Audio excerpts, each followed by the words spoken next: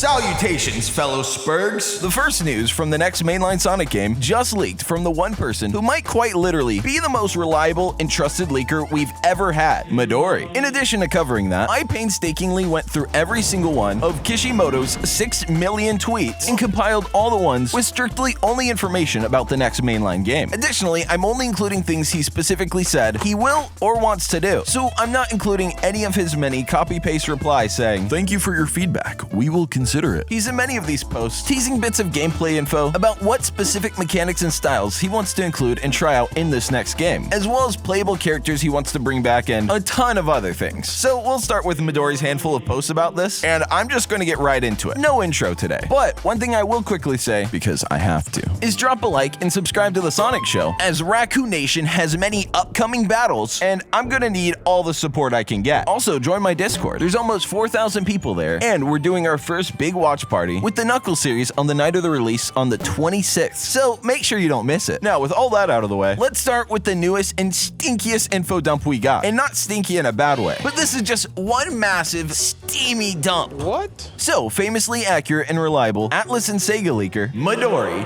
has come with the first information we've received about the next mainline Sonic title. Of course, outside of Kishimoto's many responses where he spilled so many beans about this title that Sega eventually went and, let's just say, silenced him, which is somewhat understandable, with him also in that time causing a couple of PR nightmares for Sega just by the posts he would like. But in a thread with a few replies from Midori and originating from a tweet by another leaker, Senior, who confirmed Keanu's shadow, as well as a few other things, and he posts, Sonic Frontiers 2 is reportedly, via Daniel RPK, in development, which isn't any one of the big drops because, like, okay, it's in development, who cares? I assumed it would be anyways, but it gets more spicy and interesting after Midori replies confirming, "This is correct information." And Fidel Games Cage DBZ teleports in and goes, Is there any additional info you could provide? Is that the code name? It's officially a Frontiers 2, AUGH. to which Midori says, The title is a sequel to Frontiers in gameplay style, but the name might change. Frontiers was Rangers until it was announced. and that's another thing that, let's be real, after the huge success of Frontiers and how it was majority viewed as a step in the right direction, it is pretty obvious that the open zone format is going to return but continue to evolve, just like how Kishimoto talks about in his tweets. And speaking of those tweets, one thing that's pretty certain about the next mainline title is it should be a big update to Sonic's model, because the whole argument about different models and spine length in particular has grown significantly these past few years. It's now to the point where Kishimoto is forced to acknowledge these fan favorite wants with, "Modern Sonic is just modern, so it's better to have long hands, smiley.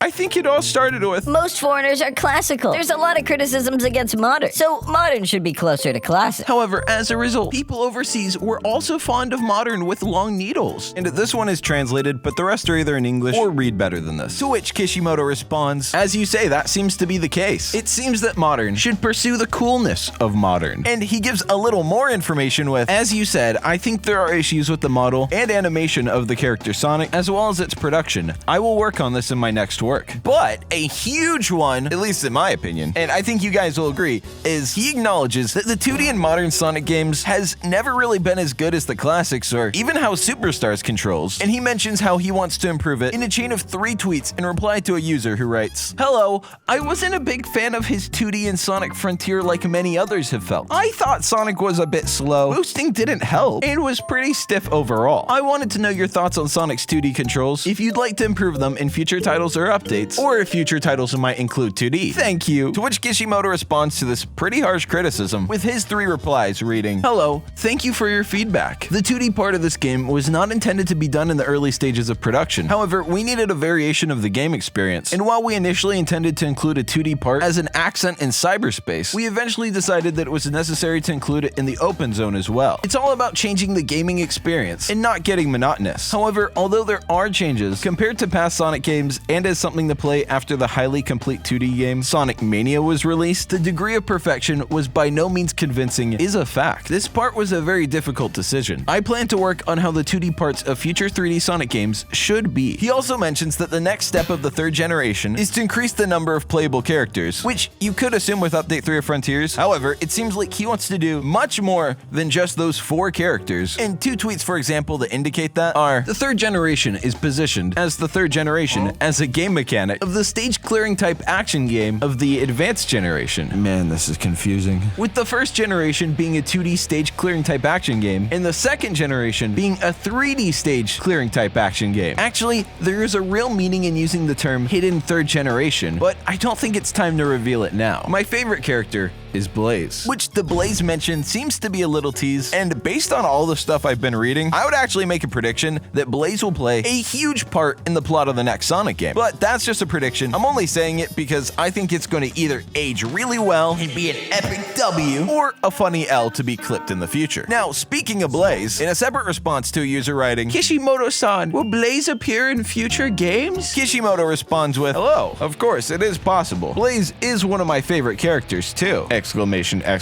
point. Which is just another thing that leads me to believe Blaze will play at least some part in this next title. Next, he mentions one specific thing he wants to focus on in this next game, with Kishimoto writing, "Thank you for your interest in this game. After listening to everyone's opinions, we are convinced of the challenges and the direction that we should evolve in combat and movement. So an increased focus on combat is something they want to lean more towards, not against. So Sonic Unleashed fans should be rejoicing, because that just means a more intricate and in-depth combat system for the next game. Something I personally don't really care about. I don't play Sonic for combat. I play it to run fast." Now, this isn't just speculation, because Kishimoto backs up this combat thing again in an entirely separate post, writing, "The future of open zones can also evolve by focusing on combat, as you say. The evolution of the open zone is summarized as a stage clearing action game this time, but it has possibilities that are not in one direction. Oh, you don't know you're beautiful." And to ensure you all of this is about the next game and not just some unrealistic pipe dream, Kishimoto writes, "Hello, thank you for your concern. Not all of your feedback will necessarily be implemented in the update. That's because there are opinions that should be addressed in the next game, not in an update." And Kishimoto has a lot more specifics to say about in regards to this game, but quickly, let's take a break to give you this offer. An offer which helps me, survive. This video is sponsored by a brand I've always seen and been curious about, Displate. Now, these look pretty sleek, and you can get them in either matte or gloss. They're super easy to set up, as they stick to a magnet you attach to a paper that goes on the wall, but since it's on a magnet, you can swap them out and around so that you don't have to worry about damaging your wall, as well as they have no creases. Looks good. Don't you agree?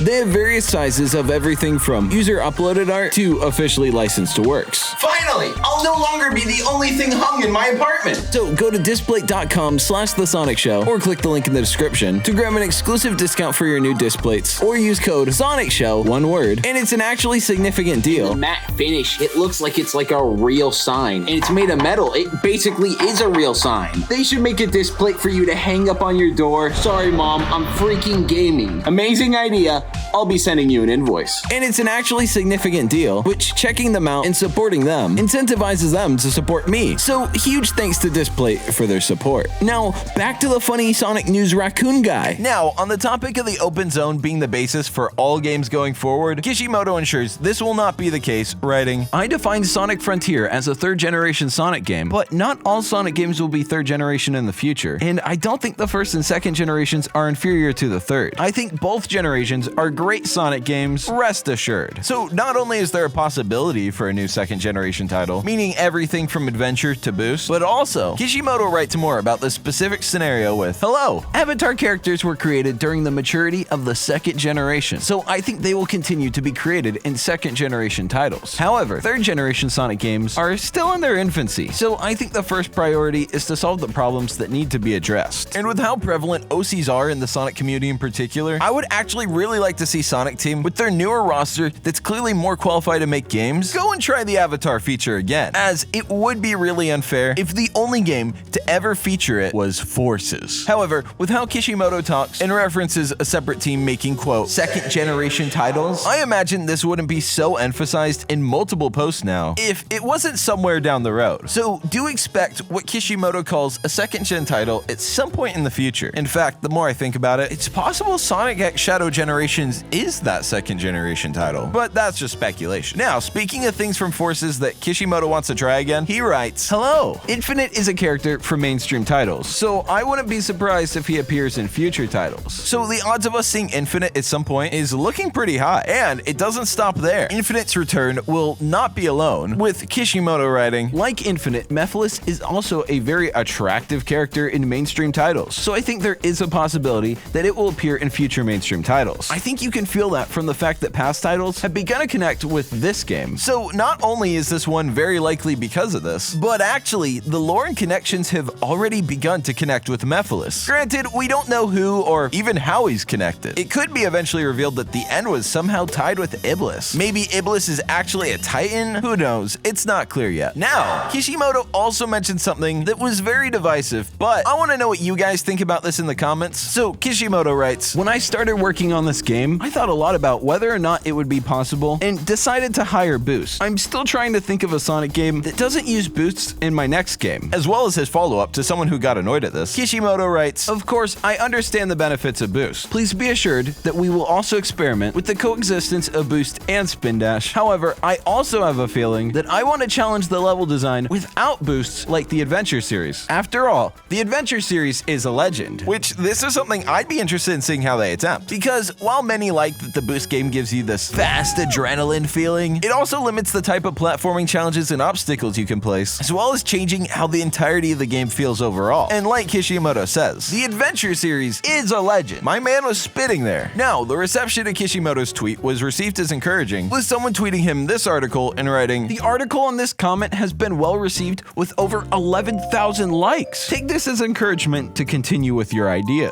In the article is titled, "Sonic Frontiers director says next game could drop the boost mechanic and be more like the adventure games." And Kishimoto responded, "Thank you for letting me know. I had no idea. It turns out that many people think so. I will do my best to meet everyone's expectations!" Exclamation. Now, when it comes to level variety and the distinct lack of it in modern titles, creator Luke Station writes, "I have a question about level aesthetics in Sonic games. Many fans seem to dislike Green Hill, Chemical Plant, and Sky Sanctuary because they appear over and over again. Do you have a desire to create a more original environment like Sonic Colors?" To which Kishimoto responds, "Of course I want to create an original environment. However, in this game, we had the intention of providing an original environment in the open zone and an environment from previous games in the cyberspace in order to contrast them. However, after listening to everyone's opinions on this game, we've learned that they don't like the environments of previous games. So not only will we have a better variety of stages to look forward to, as it really seems the mistakes and just plainly nostalgia baiting were finally learned here, with the general public's lack of excitement or enjoyment in this area." But Kishimoto also teases something for all the Sonamy fans out there in a reply to a post writing, "Is Sonic single or is he in a romantic relationship with Amy? I'm sure Sonic has some kind of love interest. Would you agree with that?" In which Kishimoto chimes in, "Sonic is single, but what about lovers? What about Emmy? I'm also looking forward to seeing what kind of love Sonic will have in the future. So will they, won't they? Only time will tell. But now we know Sonic in love is something that will happen in the future, and that's something a lot of fans I know are sweating over, not wanting. And personally, I don't really care and think it's likely any Sonic-related romance moment has probably already been done better at some other point in the franchise. So I'd rather they just focus on making the story more engaging, as it's been quite a long time since I've been gripped by a Sonic story." Speaking of elements related to good stories, when asked who his favorite villain is, Kishimoto responded with this, "There are many attractive villains, but if I had to choose one, it would be Metal Sonic. He's been weak lately, but he has the potential to become stronger." And speaking of characters returning, a user writes to Kishimoto, "With that said, would you be interested in seeing Knothole Freedom Fighters from old Sonic comics, Honey the Cat and Hooligan from Sonic the Fighters, and Mighty and Ray from classic games appearing in modern games?" To which Kishimoto gave the simple response, "Yes, I'm very interested in seeing those characters appear." Which, with them constantly bringing back characters like Fang to use in newer titles, I could definitely see Bean the Duck and Bark the Polar Bear coming back, and especially Honey the Cat, who is a fan favorite character despite barely having any appearances in any games, and their one appearance being in Sonic the Fighters, in which she's a secret character, so I barely even count that. Now, with Mighty and Ray having already come back for Mania, I wouldn't be shocked to see the duo appear in a 3D Sonic game, but we don't know anything for certain about that part yet. Now, one thing that's really interesting is with the Tales tube they made introducing these characters together, alongside Fang, who they introduced separately at first, with how that turned into what we now know as Sonic Superstars. If the second picture is also a hint into the timeline of releases. I'd be excited to see if that manifests, and they introduce Bean and Bark into the next game. Now, if it manifests, it's kind of up in the air right now, as things are shaky, with Sega reporting holiday sales being specifically, quote, sluggish, and its initial release also sold less copies than was expected. So while I personally liked Superstars, I had a lot of fun playing it with my friends, I'm not gonna cap. At the same time, the odds of us seeing an evolution or sequel is looking very gray and dim right now. Not that most people even want another game like Superstars, but I think if it's a different team making it and it doesn't take away from other releases, then even if you absolutely dread and can't stand Superstars, you should still root for another game because it can't hurt to exist, and there definitely is a fan base for these games, albeit a much smaller one than the mainline 3D games. So with that, we're going to be doing a Knuckles series watch party in my Discord server on the night of release, so go join below so you don't miss that, especially if you don't plan on getting Paramount Plus. But I mean, it's required. We're going to be